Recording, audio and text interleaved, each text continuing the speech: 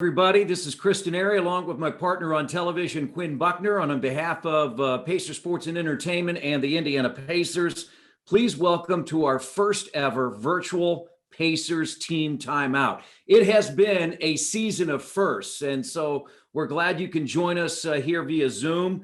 All of our season ticket holders, our suite holders, our corporate partners, you guys are so very valuable and important to us. And many of you are watching us live, but for those of you that are watching this now, you may be watching it because we have recorded this. It's being made available to all of our season ticket holders, our corporate partners, our suite holders, and it's being accessed through many social media outlets. So QB, we've got an hour here that we're going to spend with our players, with our coach, and it's exciting to do this with you. It's been a season of firsts, hasn't it? Yeah, it really has. It's been, all things considered, it's been a fun season. It really has. But when you're talking about exciting, how about the renovations at the field house? They're looking amazing. And some of you are seeing phase one of the three-phase renovation is already completed. Upgrades range from new seats, mirrored sideline clubs, and brand new scoreboard of 3,300 feet. Man, that is huge. Capped by LED rings, both at the top and the bottom. We're gearing up for phase two for the renovations to start. But by the time the 21-22 season starts, this is going to look newer and better than ever.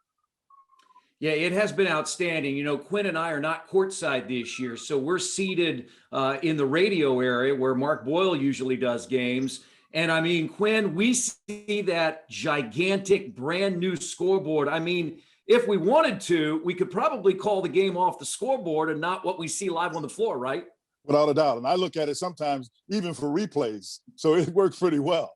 Yeah, it has been outstanding. And so it has been so much fun to be a part of that this year, to see the field house, to see some fans in the building. Mm-hmm. I know we've had a lot of fun. We do road games still at Bankers Life Fieldhouse while Coach Bjorkgren and the players are down in Memphis getting ready for tomorrow night's game. We've been doing games in the studio at Bankers Life Fieldhouse, and I know Quinn and I would be remiss if we didn't thank all of the people involved at PS&E. They've made that very easy for us, haven't they, Quinn? Yeah, they really have made it easy. It's a lot different than being at the game in some respects, but the work that they've done to make sure that this comes off flawlessly, we've got to give them credit. Chris, it's been a great experience from that aspect, and hopefully everybody's enjoyed it. All right, before we bring in our first guest, we're going to be with you for about an hour. We'd like to give away our first prize. We'll be giving away various autographed items and prizes throughout this event, so stay tuned to listen, see if your name is called.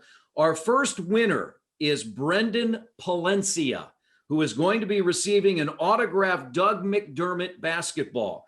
Congratulations, Brendan. Now, all prizes will be mailed out to our winners in the coming weeks, so please keep an eye out for those in the mail. Well, our first guest during our Pacers team timeout, we want to bring in the first-year head coach of the Indiana Pacers, Nate Bjorkgren, and Quinn and I will welcome him to our program and get Nate's thoughts about what he's been through this season. Coach, how are you doing? Good. How you doing? How's everybody doing today? We're doing great, especially we're doing great after back-to-back wins, a win against Minnesota and a win the other night on the road again. So tell us how you're feeling right now as you're getting ready for the game against Memphis on Sunday night. Yeah. I'm in my hotel room here in Memphis. I appreciate everybody being on this call, all the support, like you named it, the corporate sponsors, season ticket holders, suite holders, just all the fans. It means a lot. So thank you for being on this call and look forward to meeting everybody, as soon as I can. But the team's in a good spot. We just finished practice today, good spirits. We flew in late last night from Orlando. Again, you saw a lot of nice things out of our bench play. It was good to see Malcolm and Domas back in the lineup. Jeremy Lamb's been in the lineup here lately, a few games, so it's good to have him back. We'll get Miles back soon, but there's some guys that are really stepping up and playing good basketball right now, and our team is sharing the ball very nicely. Good. Hey, Coach, thanks for joining us very much. I got a question from one of the attendees watching the game. but wants to know what's been the biggest difference between being an NBA head coach versus being an assistant coach. Yes, sir. Yeah, big difference. As an assistant, last couple of years for myself in Toronto, I was given a lot of responsibility and had a lot of duties and made decisions on a number of different things. But, being the head coach, you're making that final decision. You're making the substitution. You're deciding what's going to happen on the game plan. You're drawing the plays. You're calling the timeouts. You're managing everybody. So it's a very big difference. All the decisions, rest on my shoulders, on the head coach's shoulders, and it's a good challenge to have. Nate, yeah, go ahead, Quinn. I'm sorry, because I wanted to ask this question. I'm curious. Who did you follow as a coach? Who would you say was your role model? Well, the man I worked for, Nick Nurse, I've known him a long time, played for him in college, looked up to him for a long time. And he's been, very good, obviously, in the NBA. He was very good all over the world as a coach. So he's coached in many different leagues, many different places throughout the world. And that's the guy I've really learned the most from in the coaching profession and looked up to the most. I've got a question for you, Nate. We see this from time and time again, and it's what the NBA has put in the last couple of years, and now your first year as a head coach is the coach's challenge. Mm-hmm. How do you assess when to use that? Are you getting some feedback from behind the bench? I know sometimes at various arenas, if you're on the road, they're not going to put the highlight up for you to look at. So how do you assess when to use that coach's challenge? It's a great question because there's a lot of different reasoning that goes into that for me. I'm not afraid to use that challenge early, even if it's not going to be at a very highly rate that I might win it. Meaning this, if we got a guy stepping in to take a charge, I want to try to reward that. I'll use a timeout and a challenge to reward our players to make those hustle plays. I really will. I think the smartest answer on it is you want to probably use that challenge in the fourth quarter to try to take away points off the scoreboard. I used one late last night with 5 or 6 minutes to go on that 3-point shot, which happened right in front of our bench. So, with a successful challenge there, it would have taken those free throws off the board. It would have been our ball back. So, there's a number of different ways, but I want to reward the players too. If a player really comes to me and says, Coach, we need to challenge this, I trust them. I trust them, and I will do that. When you were thinking about looking at the opportunities, and I'm sure you had your share of them, what made the Pacers job so interesting and so worth enticing, basically? Yeah. The people, the state of Indiana, the city of Indianapolis, just the organization itself, it just has such a great, feel to it. There's no bad vibes walking in there. It's beautiful. Practice facilities, beautiful. The arena's beautiful. Just being in the state of Indiana itself, you can just feel it. There's history there. It's not like I was, I took a job that I had to change the culture or change anything. I mean, this is a spectacular organization, and it always has been, and it always will be. One of the other things that I was thinking about, with your experience having gone through the G League and other leagues, with this highly unusual season with COVID and guys in and out, how do you think that prepared you as best you can be under the circumstances? Because you got players that are just kind of bouncing in and out of the lineup like they might do down in the G League. Yeah, you're exactly right. In the D League and now it's called the G League, sometimes you can go to a game and you might only have 7 players that you can use. Couple guys got called up to the NBA, couple guys went overseas, maybe there's an injury. And like you said, in the minor leagues, players come and go at a fast rate, and you just want to do your best as a coach and coach them the best that you can while you have them. In the minor leagues, it was always trying to coach those players so they could have a better career for themselves, so they could advance in a career. Maybe it's an NBA call-up, maybe it's a job overseas. It's just something better financially for them. But it did, with all the players coming in and out this year, the injuries and things that can happen, it does prepare you. Nate, Quinn and I have a lot of fun on the telecast, and he calls me numbers, and he knows the sport about as well as anybody. So I'll ask this question. When it comes to making decisions, and we know numbers and analytics are so big these days, how much do you rely on those numbers? How much do you rely on your gut as far as making decisions, as far as scouting reports or who's on the floor, those types of things? It's really both. I think as a coach, I think anything that you can read or see, like an analytics report, it can only help you. You know, you can't, there's so many stats in there. You can't dig into them all.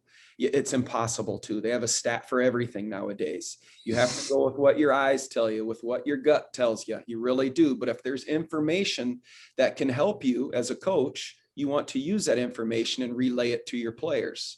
You know, we look at analytics as far as what I'll call it directional, meaning like a player with the ball, when he's going right, what is he more likely to do? When he's driving left, what is he more likely to do? You know, those are some of the numbers that we use quite frequently. I'll ask. I'll ask you. What have you found to be the biggest challenge overall in coaching in this league?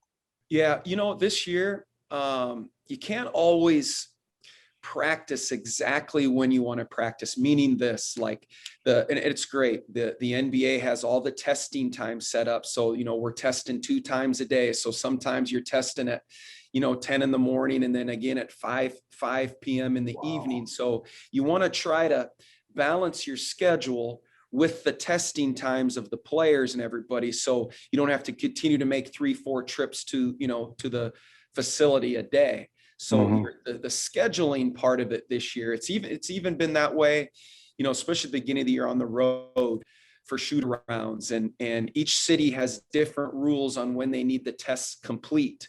And sometimes the testing time doesn't always correspond with when your court time can be. So sometimes you shoot around, sometimes you don't, but it's really based on, the safety of the NBA, and the NBA is doing a good thing. They're doing the right thing and keeping everybody safe, and you have to roll with it and use it to your advantage at the best that you can.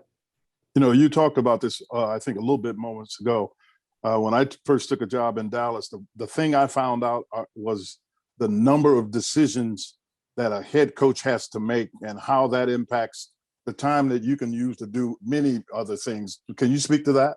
Yeah, you're right. It's always something, and it's coming at you constantly, but in a good way.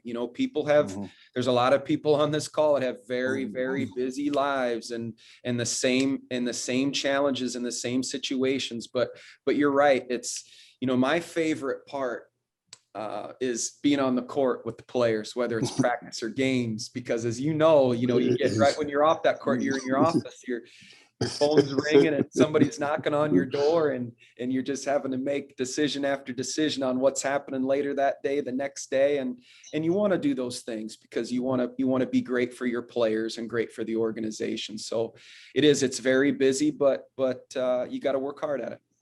Nate, I've got a final question for you. Just in the last 5 years, the game has evolved. I think there's one team averaging less than 10 made threes per game. And so the high volume of offense, the points that we're seeing scored across the league, how difficult does it make for a coaching staff to devise a defense that can stop these high-powered offenses, because it's across the board? I mean, all of these teams are capable of putting points on the board. Well, here's a stat for you and for everybody on this call. This year, the average 3-pointers attempted is like 34.7, per game, 34 threes per game. 10 years ago, it was 18 threes per game. So in 10 years, you're seeing that 3-point shot nearly double in attempts. And there's an analytic, situation for you right there. So you're right.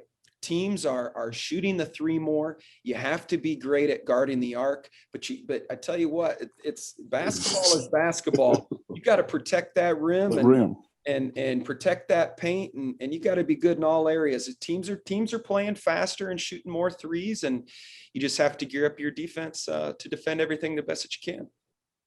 All right, Coach, we really appreciate your time, and we want to thank you for your insight and look forward to bringing home a victory for Memphis.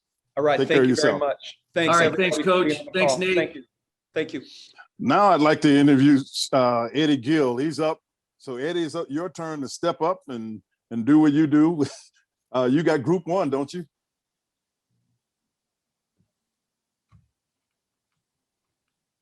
Eddie, are you there? There's something about a mute button that really gets me. Gets all of us. You got it, partner. I appreciate the introduction. I really appreciate it. CD, outstanding job as usual. Appreciate you guys. Thanks, Eddie. Take it away, buddy. Absolutely. Absolutely. Well, no, I really do appreciate everybody taking the time. This is a different time, but exciting time, and pleasure to be a part of it. Want to introduce to you our Group 1 players here. Justin Holiday, it'll be Doug McDermott, Jeremy Lamb, and TJ Warren will join us here. And guys, thank you for taking the time. I know it's a busy time for everyone. Really appreciate you being a part of this here today. And obviously, if there's any questions that you guys have, as we get through this, feel free to share those. I want to start with Justin. Thank you for taking the time. Real quick, I know you're into vlogging. How did you become interested in vlogging? I actually watched YouTube for a long time. When I first went overseas, YouTube was kind of the thing that made me feel like I was at home. And so I watched a lot of people that vlog from, kids that were in high school vlogging and, in college and school and doing different things like that. It kind of made me feel like I was still in the States. So that's where I first kind of fell in love with vlogging and YouTube. Nice. Did you plan on continuing to fill content for the vlogs? Yeah, or do you plan on it? I still do at times. It's so hard to one, go to enough places to get content these days because there's not really many places we can go, and two, to continue to post during the season. So I post probably once a month, but once the summer hits, I think I'll be able to get a lot more content and do different stuff. Is there a particular topic, particular area of interest that really speaks to you? You're passionate about, things you want to be a part of? As far as vlogging goes, just anything that I pretty much. The main thing at the beginning, besides the bubble, was to show kind of outside of basketball situations with my family, with having two other brothers in the NBA and people wondering what life is like for us. Yeah. So kind of showing people that, but just different things we do in life. Everybody wants to see us work out and stuff together, but right. I feel like people watch us play basketball enough. So I'll put a little basketball here and there, but I like to just show them everyday things that we do as a family when we do get the rare chance to get together. Absolutely. No, appreciate that. And you mentioned family. I know it's a big part of what you do and what you're about. We talked about that, or excuse me, you've mentioned it a number of times, not only just here today, but in a number of different interviews. So really respect, a lot of the things that you're doing from that respect. But what is the biggest challenge for you during the season with regard to being a dad and being a husband, and obviously balancing that family life with the, the complexity of the season and how busy it is? Yeah, the hardest part is that not being able to see my family not much at all, really, and my wife, it's almost like she's a single parent at the house with two kids, because I'm always gone. Even days when I am home, I'm barely there. So that's been the hardest thing for me, man, is just not being there to be able to spend much time with my kids and even, time with my wife and give her freedom, away from being with the kids and stuff. So yeah, that's the hardest thing it's been for me for this year. Yeah, no, totally with you. Sat in that seat in terms of playing overseas and being back in and out of the league and that kind of thing myself personally, and with the family, the challenge is definitely there. So I appreciate your honesty and transparency for sure. Want to move over to Doug McDermott. On a little bit of a lighter note, we understand you like to get out and play some golf from time to time. Any courses that you like to play in Indy? Any of your favorite courses in Indy? Yeah, I've played out at. I haven't got on Crooked Street yet, but that's my goal. Hopefully later this summer. But I've played the Speedway course. I really like playing that one. just because they got the 3 holes inside the racetrack. So I've really enjoyed going to that one. I know the Pacers have their golf events out there as well. But I still need to explore more. It's just really hard to get out there during the season, and as you know, it's not always the nicest in Indy in the winter months. So now that we're playing a little later, I hope we can get out there once we have some off days. But I've learned that there's a lot of nice ones in Indy for sure. Yeah, no, absolutely. Yeah, this weather is teasing us right now. We get a nice day, and then it's 35 degrees again. So hopefully it'll break for us here shortly. How about anywhere, just globally, nationally? What's your favorite course if you played on any nice ones out there? Yeah, I've actually been really lucky. I've played at Pine Valley in New Jersey, which is a really nice one, and then Cypress Point out in the Bay Area, right next to Pebble Beach. So those are probably my 2 favorite, 2 of the top ones. But I'd say Cypress was definitely my favorite. Hopefully someday I can get on Augusta, but I feel like you probably got to know somebody to get out there. Gotcha. No, absolutely. That if I can tag along with you, let me know. I'll stay out of the way. Absolutely, I got you. I could use a caddy. I got you. So when did you start playing? When did you get into the game? I started playing probably when I was in like 3rd or 4th grade. So my dad was actually a D2 golf coach and basketball coach. So we were able to kind of start at a young age. My brother's a scratch golfer, so just being able to watch them and learn from them was really fun. And just in general, I've met a lot of teammates in the league that have played when I was on the Bulls. We went out and played all the time on the road, and definitely at the Bubble down at Disney World. We were able to get out and golf a ton down there. So just overall, I've played so many rounds, and it definitely started at a young age. And I think for anyone raising a kid, you got to start them young, because the older you get, it's tough to pick up.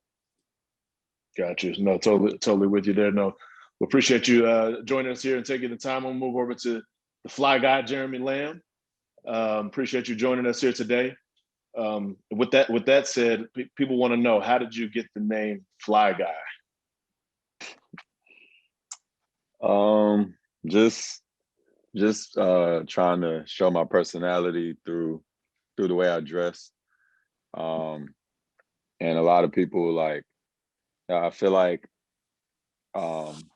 whatever you put on, it's a lot of people that's going to like it, and then a lot of people that don't like it. So I think a while ago, just people started calling me it a little bit, and I kind of took it and ran with it.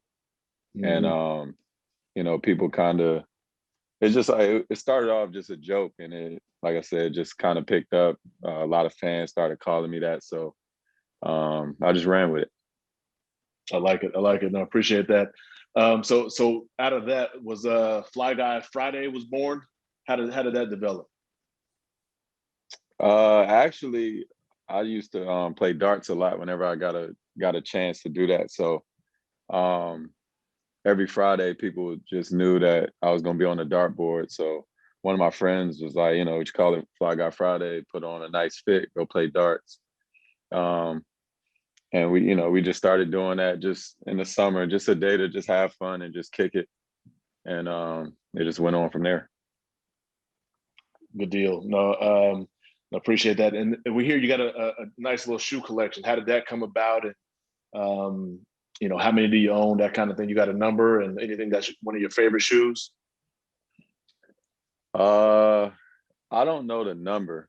One of my favorite is the Bel Air J's, or the Fresh Prince J's, just because that's definitely one of my favorite shows.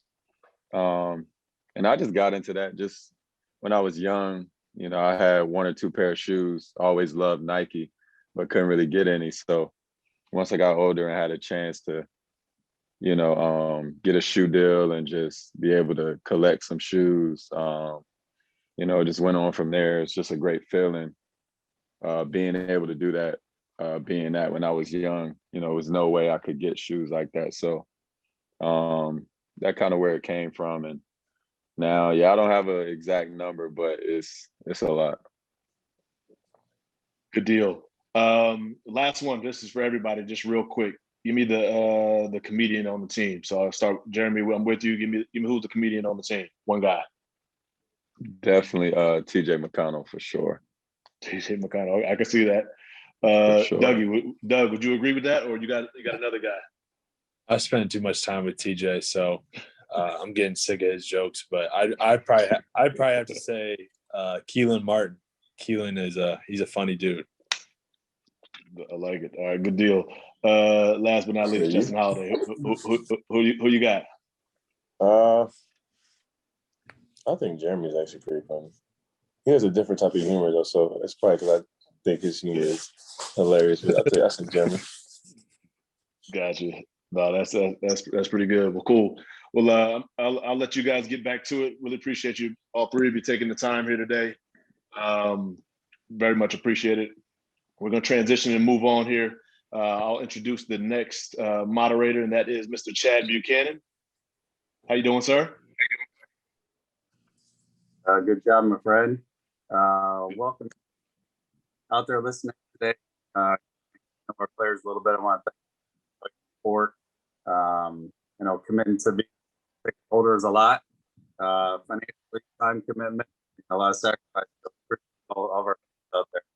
I'm going to ask. I got four guys. Kind of pick their brains a little bit today.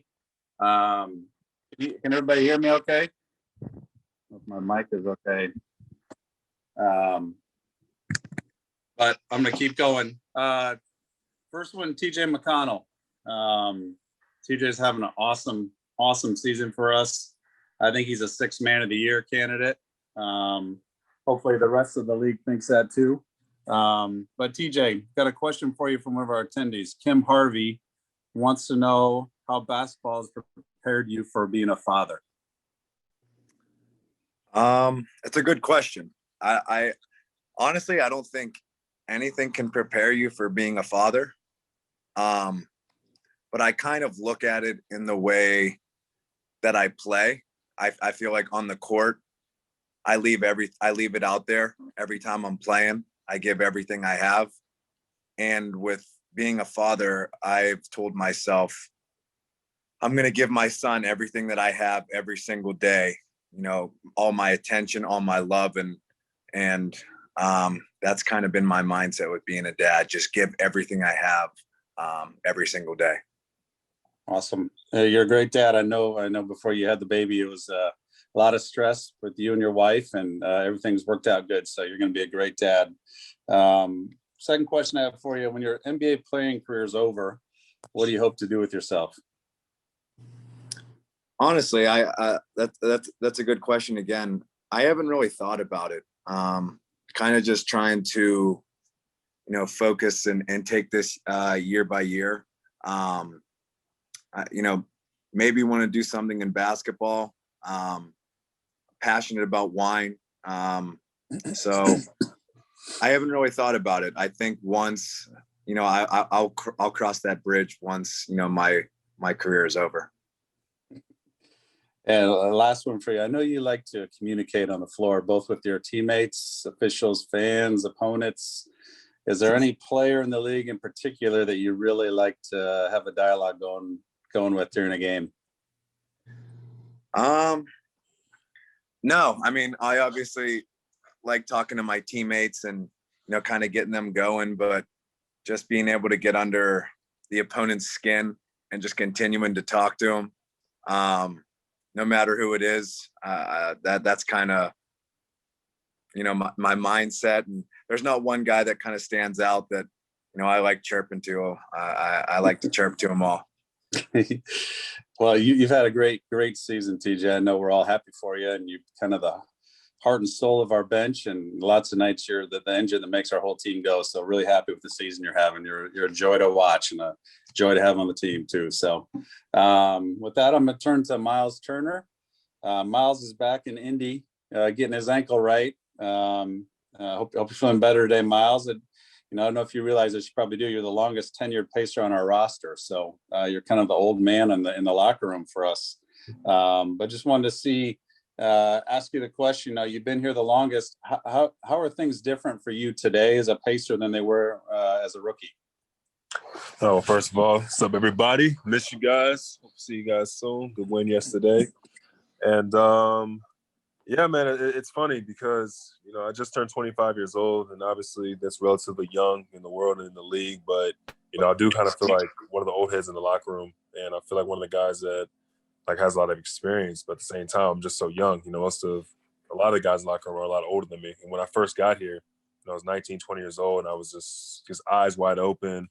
And I think what makes it so different now is the fact that, like, you know, I'm the one kind of calling the shots now, or guys kind of look for me to be one of the leaders on the team. Whereas when I first got here, like, I didn't know what to think. I didn't know what to expect. And I've just seen this locker room change. You know, I absolutely love everybody we have in the locker room now. We don't have any tension. We all genuinely like each other. We all get along. And it wasn't always like that, you know, my first couple of years. So I think that's the biggest thing. The locker room has just changed for the better, and the environment, the culture has just gotten a lot better. Yeah, I think it's kind of the parental piece of advice that says the days are long, but the years are fast. You know, you blink and you're 6 years into the league and you're a veteran, and, you know, just really, really proud of what you've turned into as a leader in our locker room and how you represent the Pacers, Miles. Have a question from somebody on the call. His name's Brendan Palencia. Wants to know, we know you lead the league in block shots. What other defensive skills do you bring to the team? Brendan wants to know. No, it's a great question. I think that, you know, I've led the league in blocks before, and that wasn't really enough to garner enough respect to, you know, be all defensive NBA player, to be a defensive player of the year candidate. That I think, me personally, like, just my ability to lead our defense. You know, I think one thing I take pride in is being able to switch on the perimeter and guard guards, or taking pride in my pick and roll defense, and really just overall just being a force out there, just directing traffic, talking to guys, and just being a leader. I think that my voice is something that's unmatched, and you know, just at the height and my athleticism, to be able to go out there and just to cause havoc in a sense. I think that I discourage a lot of guards, a lot of teams from coming into the paint. You know, they see me in the game, and, you know, they don't even try to lay the ball up or try to come to the paint. Whereas when on the bench or if I'm watching from afar, they make an emphasis to go there. So I think my presence is one thing that's definitely underrated, and something I bring to this team as well, outside of just blocking shots. You've absolutely put yourself in the defensive player of the year discussion, Miles. I think, you know, your whole team feels that, and you're having a great year on the defensive end for us. Fans want to know, do you miss having the Turner's block energy during the home games? Most definitely. I definitely do. It's something that, you know, I still hear you guys on Twitter and on Instagram every now and then, just showing love, but it's definitely not the same. You know, Bankers Life Fieldhouse is one of the premier spots to play in the league. You know, people know that. You know, I actually, you know, I chat with other players from other teams, and they always talk about how Indy's one of the toughest places to play. And that's something that I personally take pride in. And I think that we all kind of take pride in here in Indiana, is, you know, having that six man in that crowd, and just bringing the energy that we do to the game, the fun, the appeal to it. So I definitely miss Turner's block. I'm looking forward to having it back here in the future. And man, I'm looking forward to just having fans back in general. Amen to that. And I want to ask you the same thing I asked TJ. I know you're still a young player, but as you look down the road when your basketball career ends, what do you hope to do as a profession? First of all, I always joke with TJ. He's going to be a coach. He's going to tell you otherwise. TJ's definitely going to be a coach one day. He's going to be pissed that I said that. But I think, me personally, I'm kind of in the same boat. You know, I'm at a crossroads. You know, I don't know exactly what I want to get into. I'm very passionate with helping people. I think that's one thing that I love to do. One thing I would probably set up one day is, like, having some kind of foundation or some sort of, you know, program to help, you know, young athletes transition from, you know, high school to college, and then the college to the NBA. It's kind of like it's a transition into that kind of field. You know, it's easy to sit here and say that now, but, you know, that's one thing I'm very passionate about, is just sharing my experience and just helping out as many people as I can. So, as far as profession, I don't know what I get into. I'll cross that bridge when I get there as well. But I'm very passionate about helping young players and developing it into young professionals.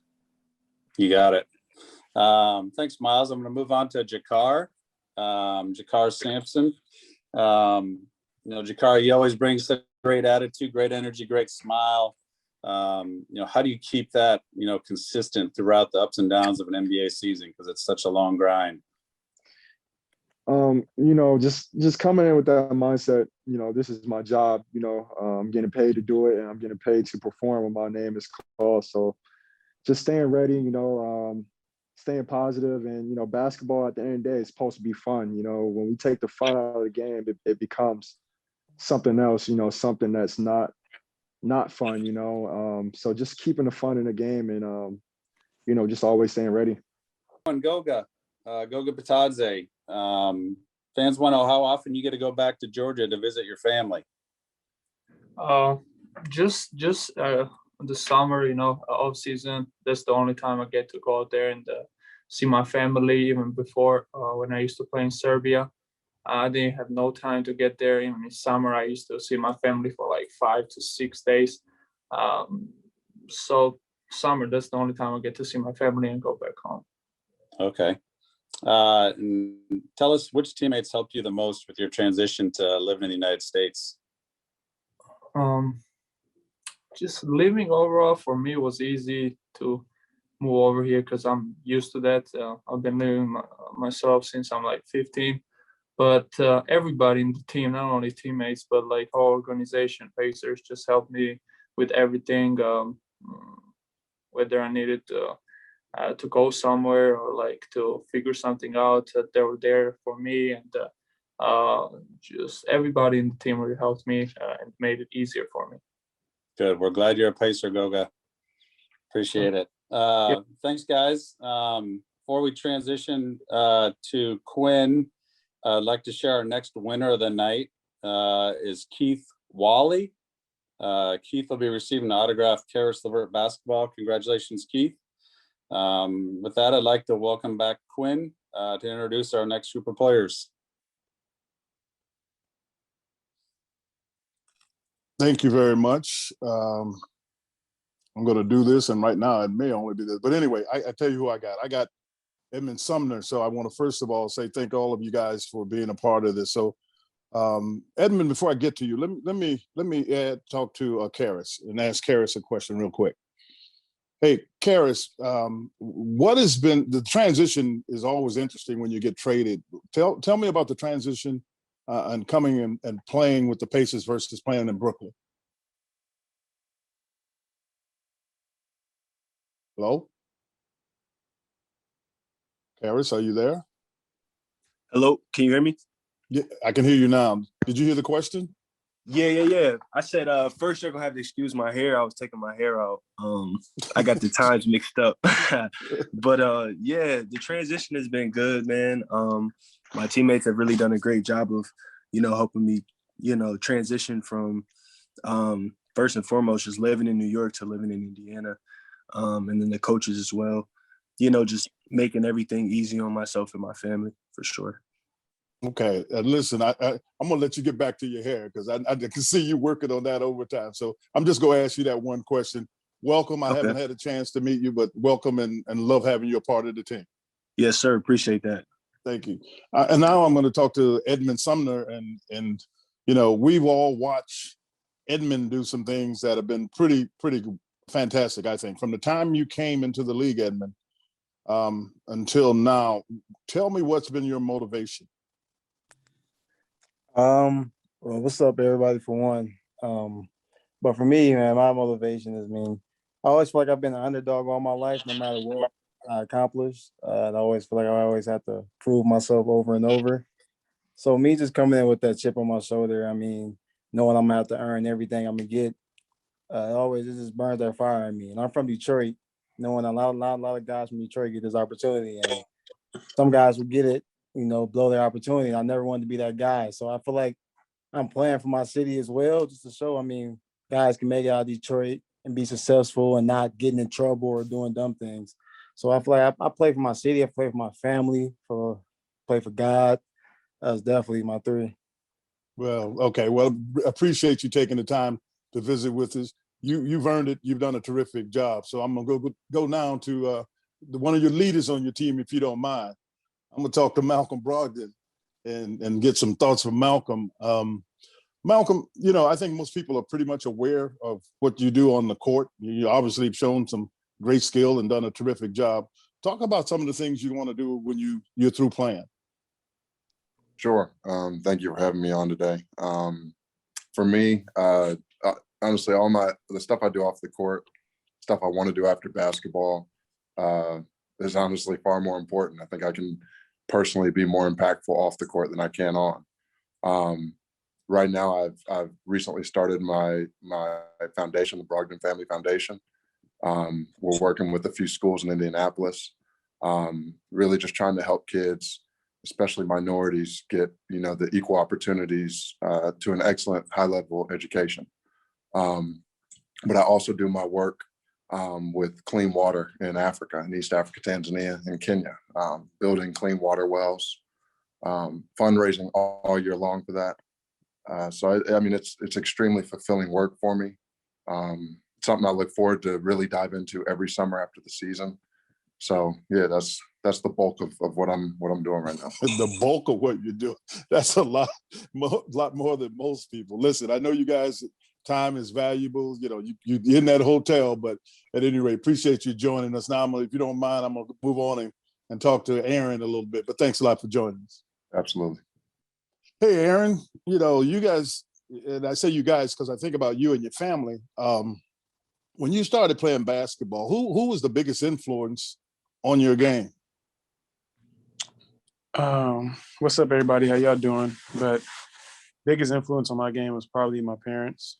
They both played, so they're the first people to really teach me how to play basketball. So I'll probably say them. All right, let me ask you real quick. Did you play any other sports? I'm just curious. Yeah, growing up, I played baseball, football, and just around the house, we played like volleyball. And I didn't really play soccer that much, just messing around, but those are really only the sports I played. All right, well, we can see your versatility. Congratulations, you're doing a really nice job this year. Thanks a lot for joining us. Appreciate it. We'd like to share our next winner for the night, who is Danny White. And Danny, you'll be receiving a Domantas Sabonis 2020 All-Star jersey. Congratulations, Danny. At this time, I'd like to give it back to my partner in crime, Kristen Airy.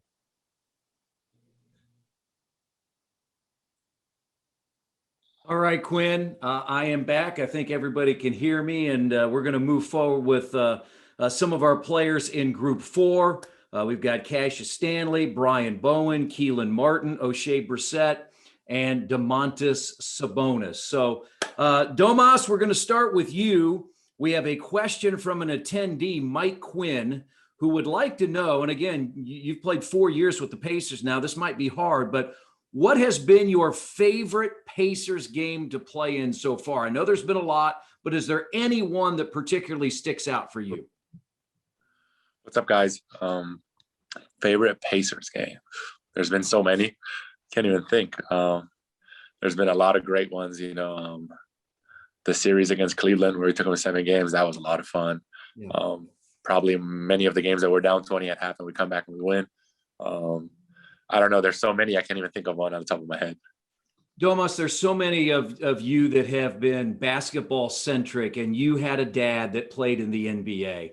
What was that like growing up in that family? And, knowing what your dad had accomplished and what you're trying to accomplish as well. And you've done a really good job here in your first 5 years.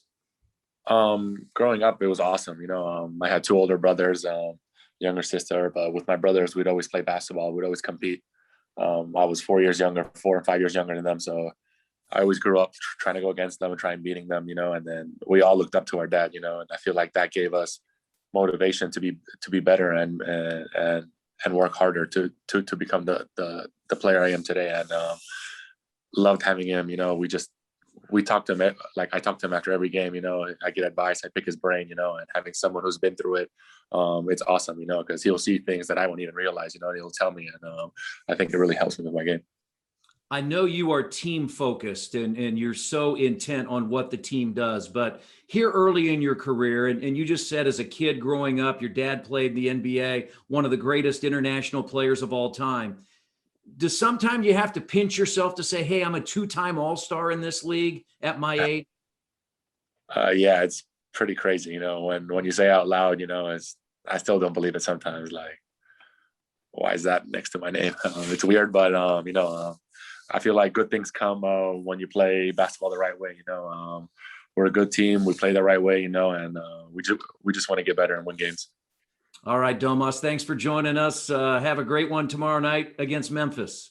Thank you so much. All right, Domantas Sabonis joining us, and now we're going to move on to Cassius Stanley, who is one of the newer Pacers, as you are all aware. He is a rookie out of Duke. Cassius, how are you? I'm good. Thanks for having me. Hey, I think we all want to know, all the fans, and we talked about this back during the slam dunk. We know who should have won that slam dunk competition with that first dunk, but how did you prepare for this year's dunk contest, because you were down in the G League bubble in Orlando? Yeah, it was an interesting preparation because I was so back and forth with my decision on doing it, and with the Mad Ants when I was down there, we were in the playoff race, so I was worried about winning games and trying to make the playoffs. And once I decided to lock in and decide to do the dunk contest, it was just a lot of time where we'd finish games and I'd be smart with my legs after the game and ice and rehab, and then get in the gym really late at night and try to work on a couple things. You and I did a radio interview a while back, and I mentioned to you that you're that college player and an NBA player that has a unique experience, because your only year in college at Duke, the NCAA tournament was taken away because of the pandemic, COVID-19. Now you come into the NBA in a different kind of season. Do you think that's going to help you down the road because of what you've had to deal with just from a personal standpoint these last 2 years? Yeah, I talk about it all the time. I think that, this past, year of 2020, just in general, has been so crazy. And I think that made myself, and I think a lot of other people value the experiences and time and take advantage of everything. Because, now after seeing, pandemics and just crazy things that happen, that, nothing's promised, and, what you might be striving for might not, be there down the line. So just take advantage of all your opportunities. Final question for you, Cassius. We'll talk about the transition from college to pro. Indianapolis and Indiana just hosted the entire NCAA tournament here, March Madness, and we know the impact that Duke over the years has had in college basketball. What was it like? I know it was just 1 year, but what was it like to play for Coach K? It was amazing. That 1 year I learned so many things, and I think he really did prepare me for the NBA level. And I didn't know it at the time. I thought he was just being crazy and out of this world. But I think look back at it now, and there's certain things that I'll hear in practice, or I'll see in the game and realize that Coach talked about that maybe earlier in my freshman year.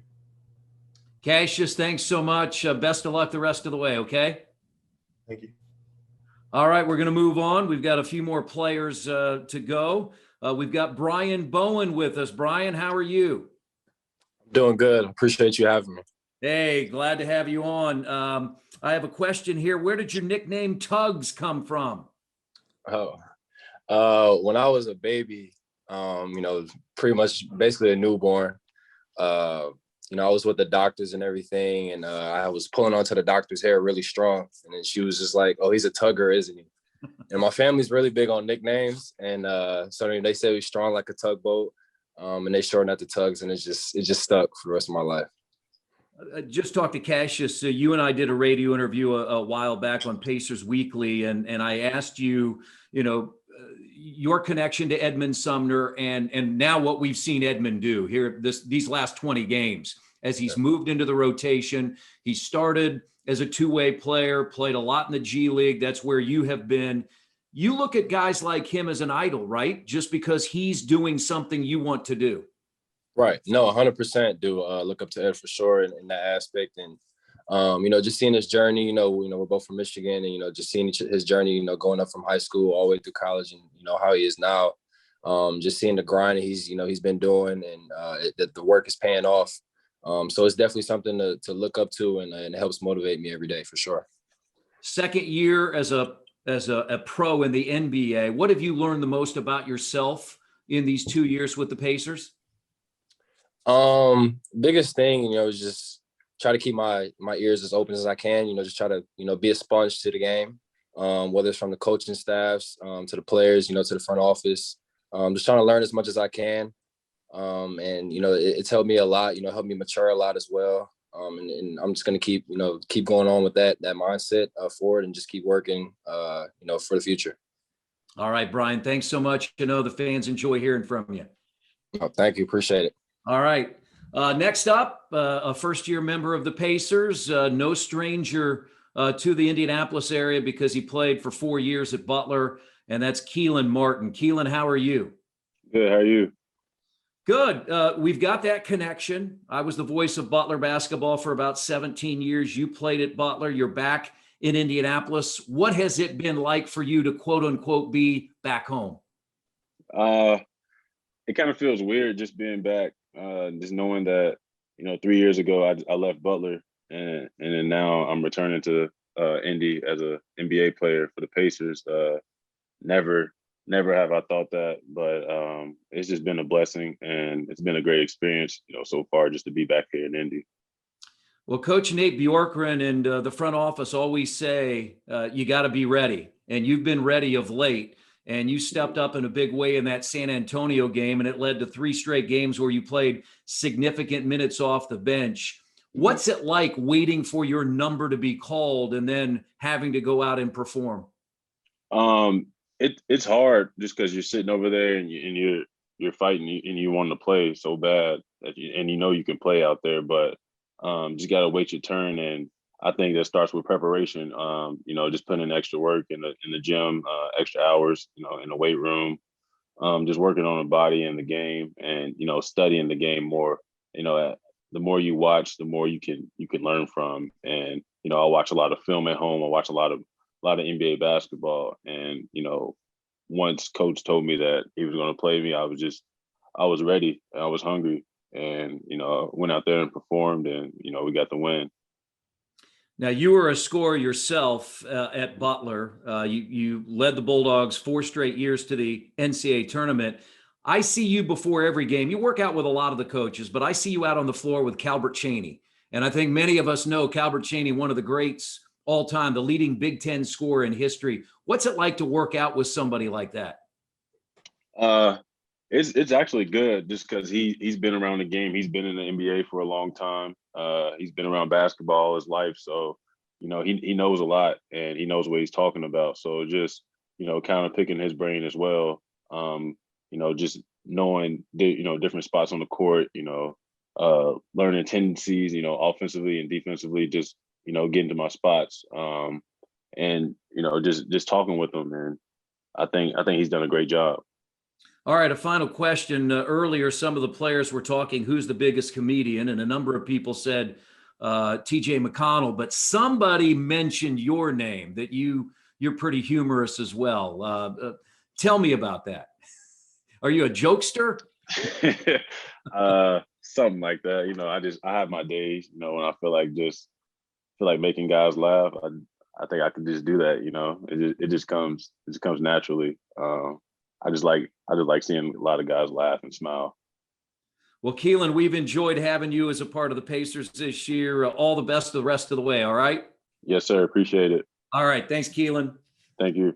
All right. Our final player we're going to visit with, he's been the newest addition to the Pacers, and that's Oshae Brissett, who averaged about 19 points per game in the G League bubble with the Fort Wayne Mad Ants. He played in Toronto last year, so he knew Coach Nate Bjorkgren. Oshae, how are you?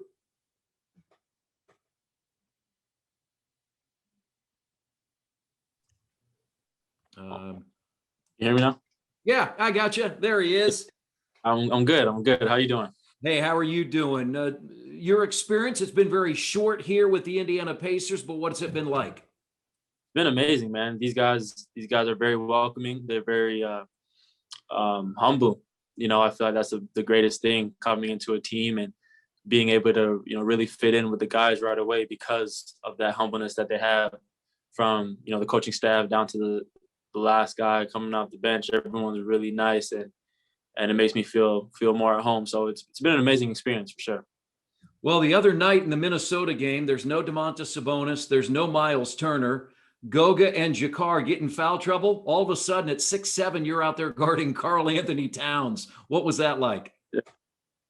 It's crazy. It's crazy. That's a 7-foot all-star, in a couple of years. So, getting out there and matching up with guys like that, it's obviously something that, I don't think I would ever be put up to the tasks, but, it just so happened that it was like that. And, I'm happy that coach was, able to trust me for a couple of those possessions to get out there and, do what I have to do. Well, you've been very experienced in being in a bubble, right, down in Orlando. What was that like last year as well as this year? I always say that I felt that the G League bubble was, a great addition to what the bubble last year was. It wasn't too different. I felt like they did a great job of making us feel, really comfortable and, happy, there, being the fact that we couldn't get out and see our families and stuff like that.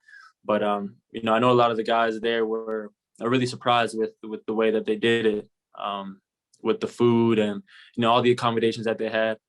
But, like you said, I'm, no stranger to bubbles. So me going into that one, I was really, really used to it and, knew what to expect. Final question for you, O'Shea.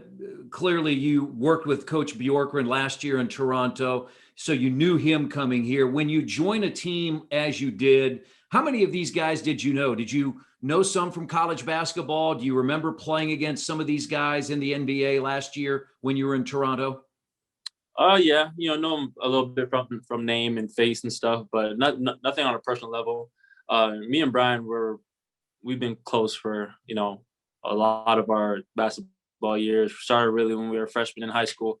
We just followed each other on social media and, talk here and there. And over the past couple of years, we've just been getting a lot closer. And, it just so happens that we were able to play together on the same team for the first time in the bubble. So, having him as a guy that, I was really comfortable with, it definitely helped, the process. Well, O'Shea, thanks so much for joining us. Best of luck the rest of the way. Thank you. Appreciate that. Thank you guys for having me. All right, O'Shea Brissett. That brings us to the end of what I hope has been a very informative hour for you. I don't know if Quinn is with me. Quinn, you there? He may or may not be my partner. No, I'm here. Yeah, I'm here. Okay. I tell you what, this was a lot of fun. And, these virtual events are different, but the fact that these guys could take time out on the road in Memphis to spend time with us and with our great fans, this has been outstanding. It has been truly outstanding. And, what I like about these kind of opportunities is an opportunity for all of us who are part of this, but I hopefully those that are watching and listening to learn something about guys that's not always about basketball. And I always think it's important to understand these are great guys. And that's what Kevin and Pritchard and Chad Buchanan have brought to us, some great guys that play great basketball. And it's just a pleasure to be a part of it. Yeah, we've had a lot of fun tonight. We do have one more final winner, and that is Randy Robertson, who's receiving 4 complimentary tickets to a select upcoming Pacers game this year. Your Pacers representative, Randy, will be in touch in the coming days to coordinate your game. I know Quinn and I want to thank all the people behind the scenes that have made this all possible, because Quinn, it's sort of like when we do games on TV. We get a lot of the credit and we do some of the work, but it's the people behind the scenes that make it all possible. And we just want to thank all of them with PS&E for making this event possible tonight. Absolutely. There's nothing to add to that. That's well said. Well, make sure you join us for upcoming Pacers telecasts on Bally Sports, Mark Boyle, Eddie Gill on the Pacers Radio Network. We've still got about 20 games left in this NBA season, and the march is on toward another postseason opportunity. And so thank you very much, Pacers fans, whether you're in a suite, a corporate partner, a ticket buyer. We could not do this without you. And so from a partner, Quinn Buckner, I'm Kristen Airy. Thanks for being a part of this Pacers Team Timeout, the virtual edition here in 2021.